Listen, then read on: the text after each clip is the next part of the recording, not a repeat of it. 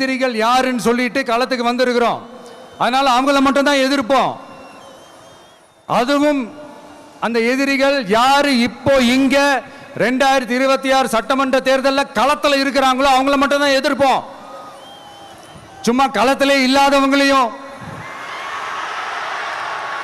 களத்துக்கும் அவங்களுக்கும் சம்பந்தமே இல்லாதவங்களையும் எதிர்க்கிற ஐடியாலாம் இல்ல பாஸ். நீங்க கேட்கிறீங்கன்றதுக்காக எதிர்த்துட்டு இருக்க முடியாது பாஸ். நாங்க களத்தில் இருக்கமா இல்லையான்றத மக்கள் தான் எஜமானர்கள். மக்கள் தீர்மானிக்க போகிறார்கள். இவர் விஜய்க்கெல்லாம் நான் பதில் சொல்ல வேண்டிய அவசியம் இல்லை. அவர் கூட்டம் கூடுதுன்றக்காக இவரை காட்டிலும் நம்ம வடிவேலை கூட்டிகிட்டு போய் கூட்டம் நடத்துங்க. என்ன கூட்டம்? நயன்தாரா கூட்டிகிட்டு போங்க.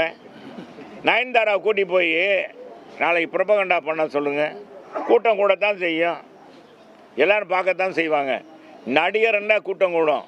டிஆர் வந்தாருங்க, அடுக்குமொழியில் பேசினார். கூட்டத்தை பார்த்தா அவர் கட்சி ஆரம்பிச்சிட்டார். டக்குன்னு பாக்கியராஜ ஆரம்பித்தார். அண்ணன் சிவாஜி, மறைந்த நடிகர் சிவாஜி கணேசன், கமலஹாசன் டிவியே உடைச்சாரப்பா. ஊழல் எதிர்த்து இந்த கட்சி தொடங்கியிருக்கு. ஒரு வர 6 அரசியல் மக்கள் நீதி மையம் எதிர்க்கும்னார். ஒரு சீட்டுக்காக போயிட்டாரே. இது மாதிரி தான் ஆகக்கூடாது விஜய் என்பதுதான் என்னுடையது.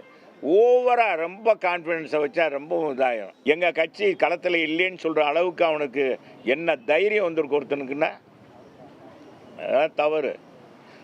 நாவை அடக்கி பேசணும் பார்த்துங்க.